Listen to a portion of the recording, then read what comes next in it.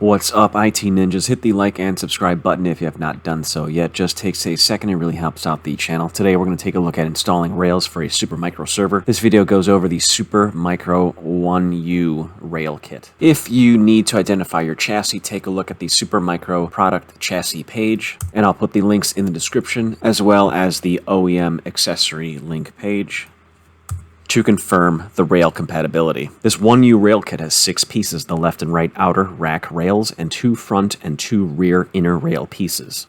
Take the 2 outer rack rails and identify the front-facing arrow. Connect each rail in the rack with the front facing the correct direction. The rails will snap into place. Do this for the left and the right. If you need to reposition the rail, use a screwdriver to lift the locking mechanism. Next, tighten the screws of the rail's rear third half on the left and right rails. On the SuperMicro server, attach the front inner rail and tap the piece till the screw eyelet is aligned.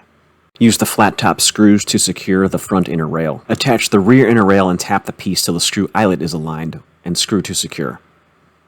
Repeat these steps for the opposing side, attaching the front inner rail, rear inner rail, screw to secure.